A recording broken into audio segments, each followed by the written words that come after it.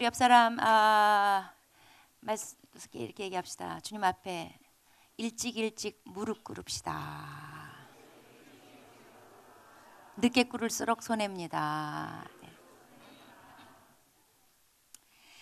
자, 오늘 하나님 말씀은 마태복음 12장 9절부터 13절까지 보도록 하겠습니다.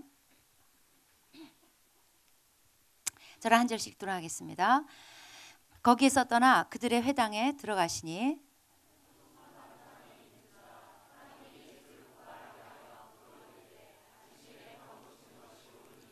예수께서 이르시되 너희 중에 어떤 사람이 양 한 마리가 있어 안식일에 구덩이에 빠졌으면 끌어내지 않겠느냐.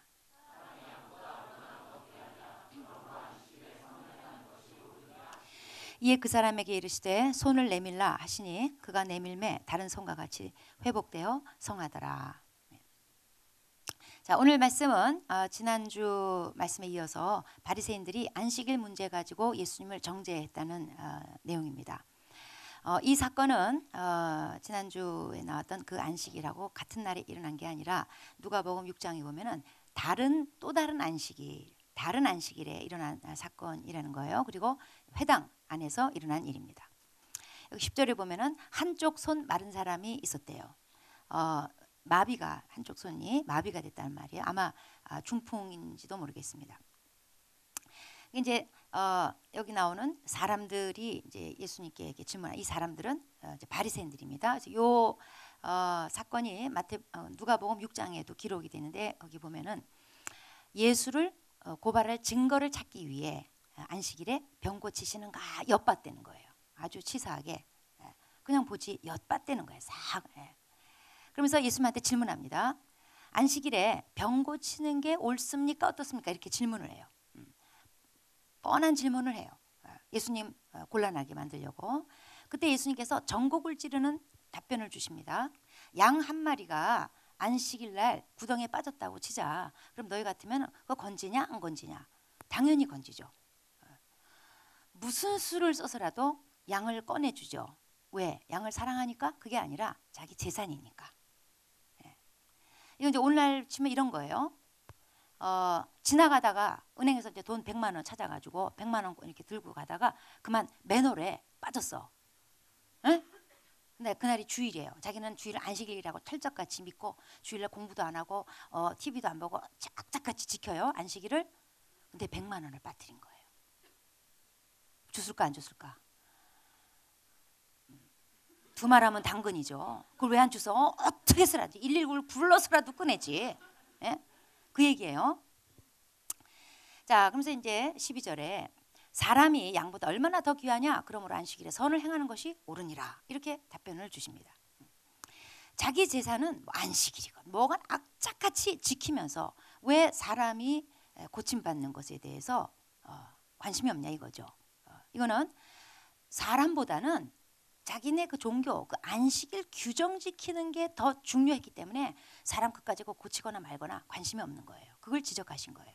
그러면서 예수님께서 안식일에 선을 행하는 게 옳으니라. 이 말은 이 바리새인들이 안식일에는 아무것도 하지 않는 것을 그 아주 철석같이 종교 신념으로 믿고 살아왔던 이들에게 우리는 안식일을 아무것도 하지 않는다.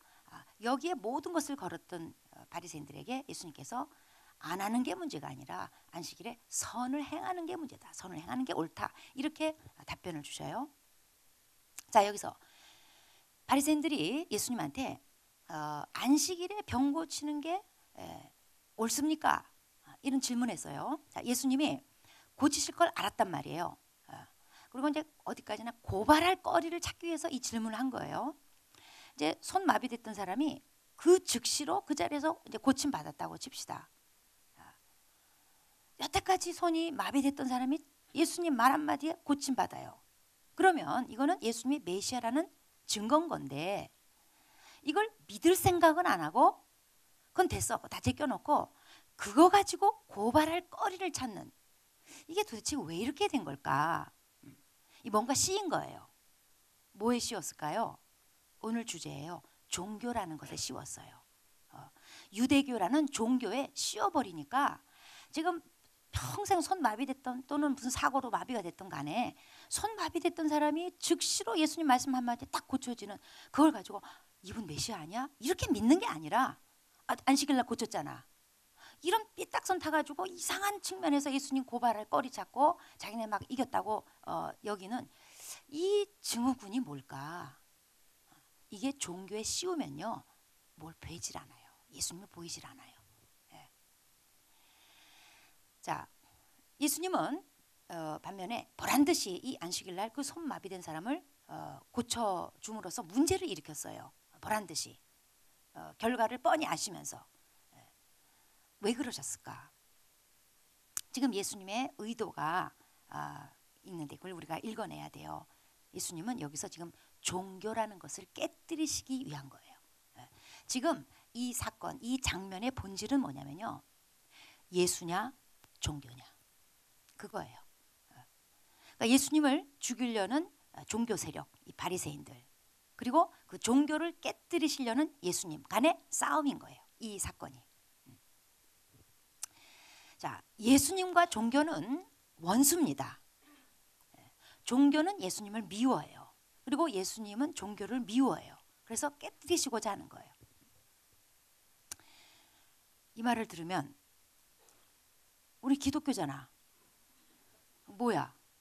예수님의 종교를 미워하시다니. 자, 오늘 그 얘기를 지금 하려고 하는 겁니다. 기독교는 종교가 아니다. 제가 이 얘기 하려고 하는 거예요. 그럼 기독교가 종교가 아니라면 뭐냐? 침묵회냐? 뭐냐? 예. 이제 제 얘기를 차근 들어보세요. 기독교는 종교가 아니에요. 예. 그리고 오늘 하고자 하는 얘기는 기독교 안에 들어있는 종교 요소, 내 안에 들어있는 종교 요소를 우리가 발견하고 뽑아내야 된다.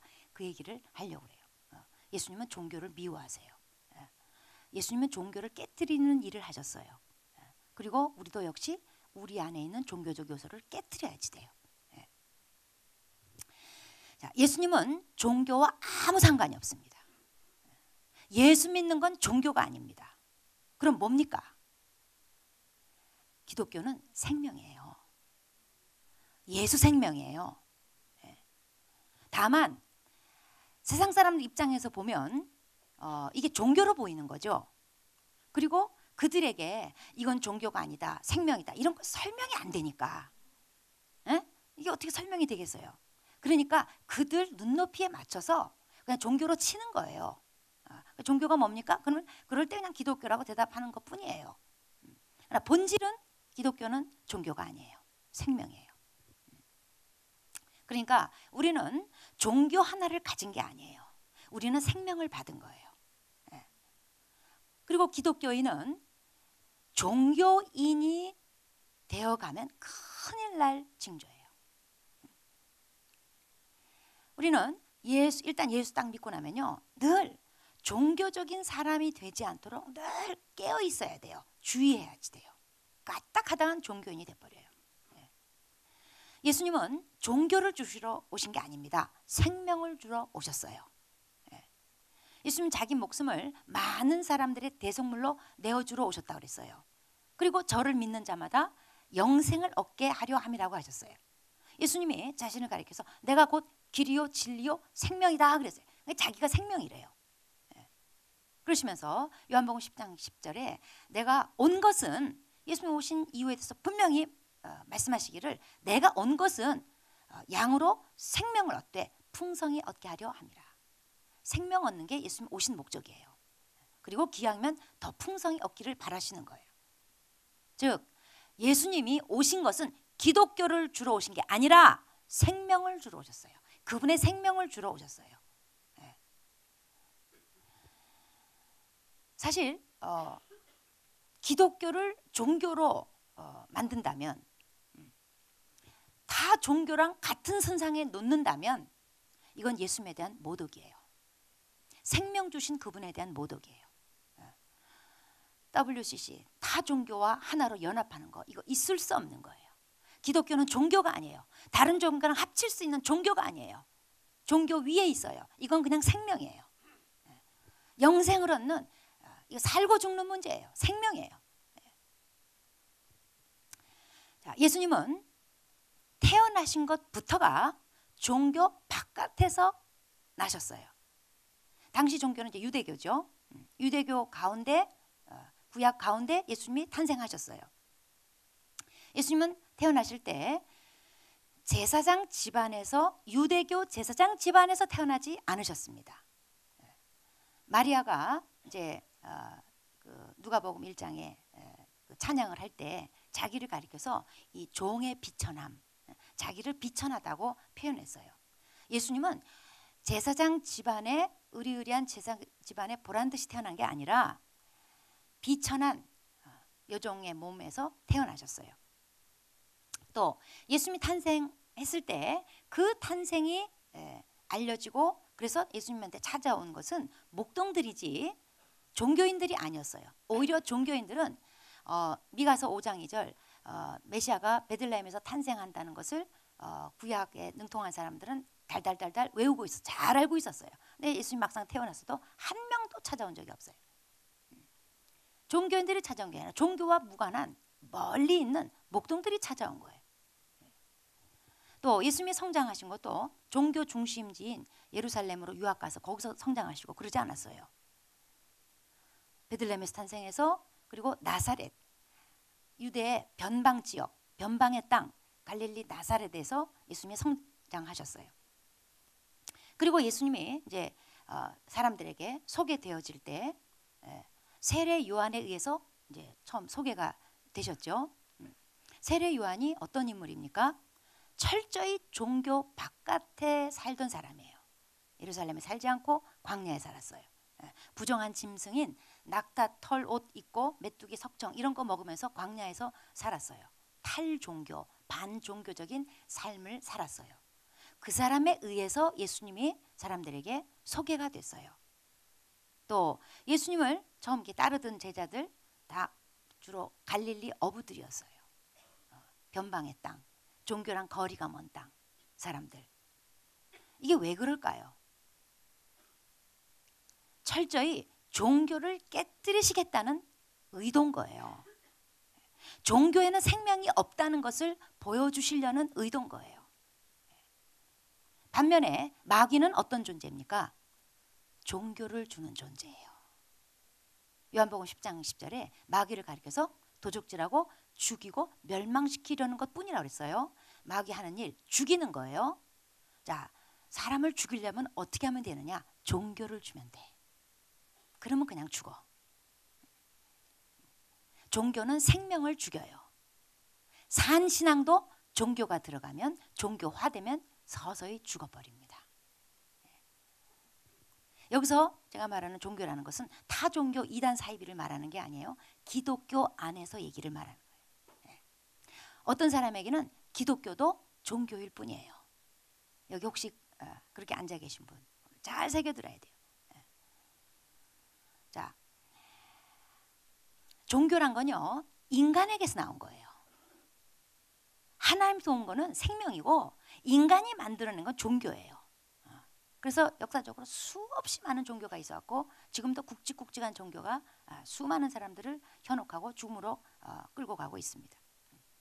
인간의 본성은 뭔가 절대적인 거, 뭔가 더 큰 힘 이런 것을 찾아가지고 거기에 의존하고 숭배하고 그래서 이제 유익을 얻고 이런 본성이 있어요. 그러니까 인간의 본성이란 건 뭐냐면 예수님 없이 그냥 본성적으로 인간 안에는 종교심이라는 게 있어요. 이게 늘 발동해요. 이 종교심은 예수님하고 상관없어요. 그냥 인간이 죄인된 인간에게서 본성적으로 나오는 그 무엇이에요.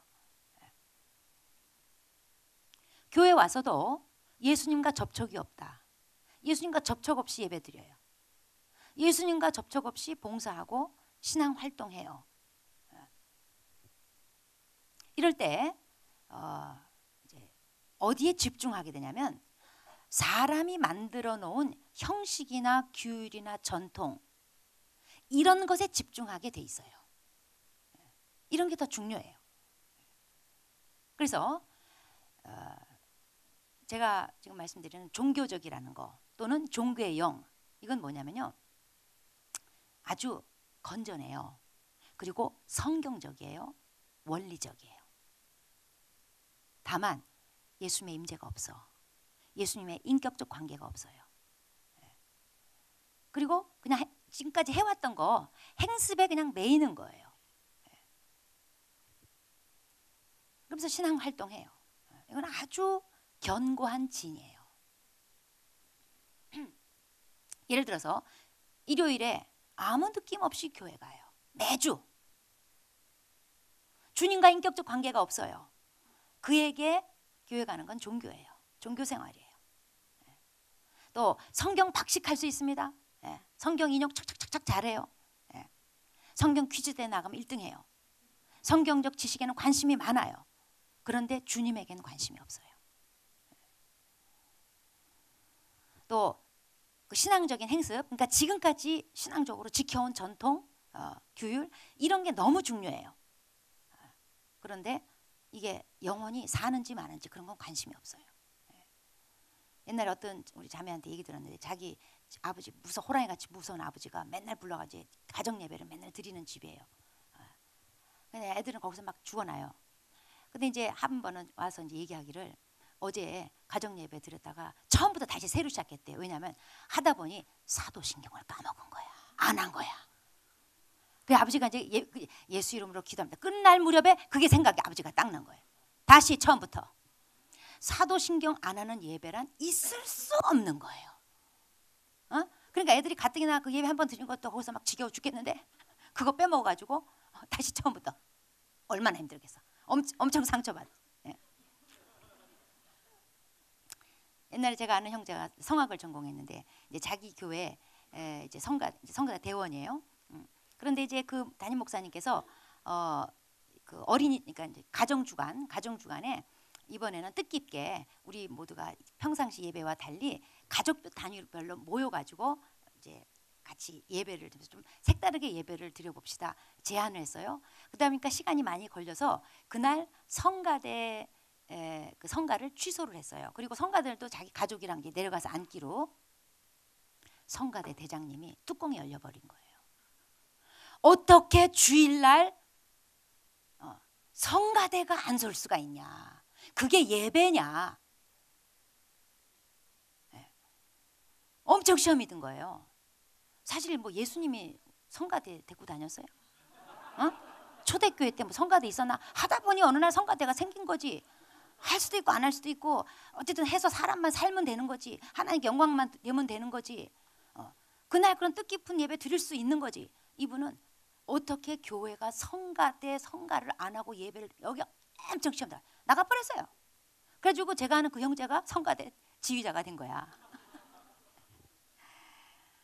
지금 뭐에다가 목숨 거는 거예요. 사람이 이렇게 된다니까요.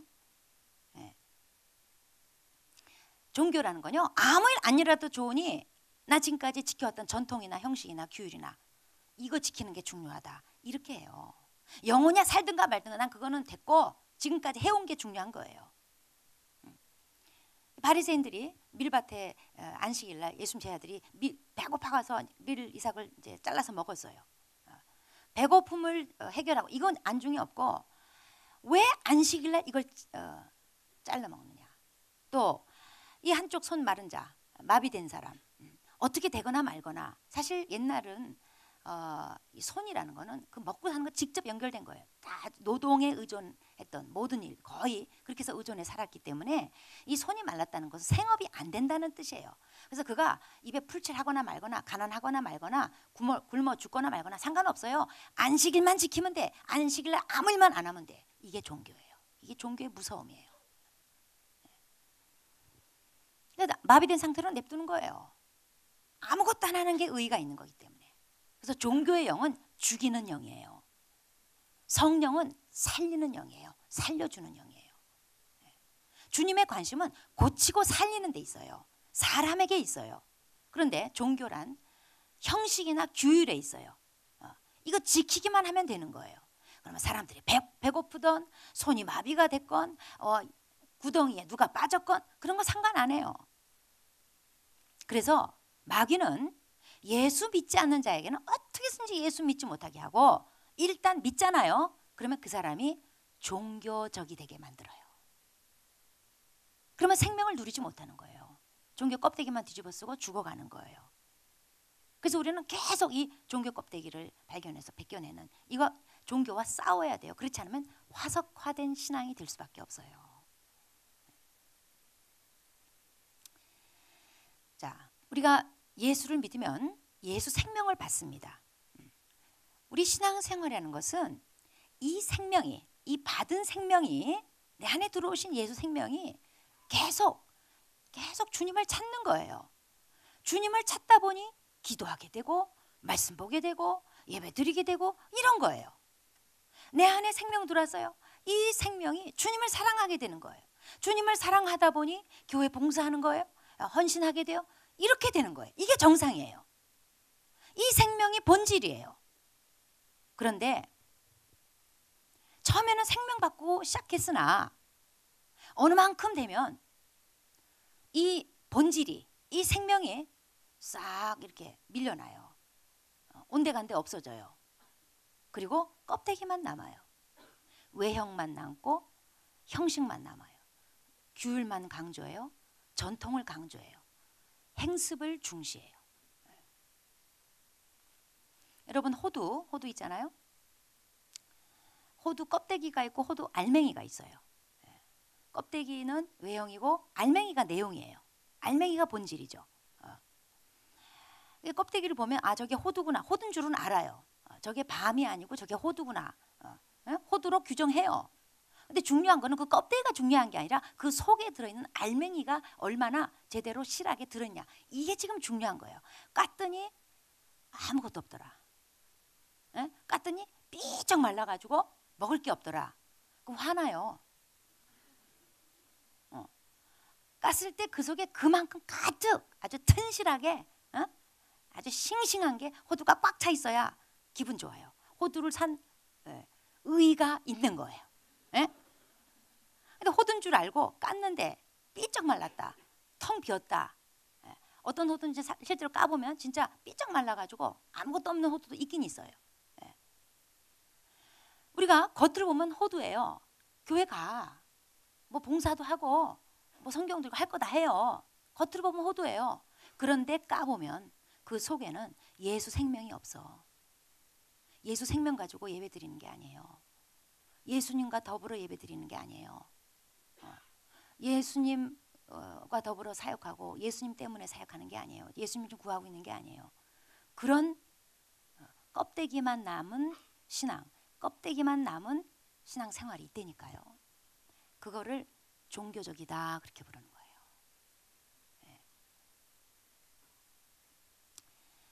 자, 우리 신앙생활에 예수님의 임재가 없으면, 예수님과 관계가 없으면, 예수님과의 인격적 관계가 없으면 그거는 그때부터 종교인 거예요.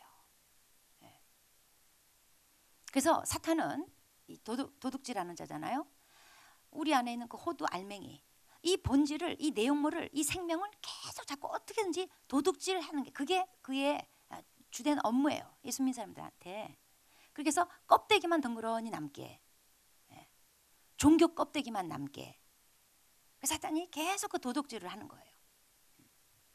그래서 믿는 자는 늘 이 종교적인 거, 종교의 영, 종교 껍데기, 이거를 늘 주의하고 이거를 계속 깨내는 이 노력을 계속 해야 되는 거예요. 이거는 자연스럽게 우리에게 형성돼요. 우리가 그냥 살면서 어저께 씻고 오늘 써도 발바닥 오늘 하루 종일 사용하면서 또 발바닥에 굳은 살, 팔꿈치에 굳은 살 그냥 배기는 거예요. 물론 어떤 사람은 전혀 그거를 뜯어내지 않아요. 그냥 그래서 발이 반인치가 늘고 팔에 돌멩이 하나가 달리고 전혀 개의치 않은 사람도 있는데 정상적인 사람이라면 매일 그 씻어내죠. 뜯어내죠. 우리는 신앙생활 하면요. 우리도 모르게 그냥 종교가 형성돼요. 늘 깨어서 이거를 뽑아내야지 돼요. 자, 세례 요한이 이 다 탈종교, 안티 종교, 반종교의 이렇게 삶을 살았습니다. 그의 의식주를 보면, 그의 문화를 보면 전혀 종교적이지 않았어요.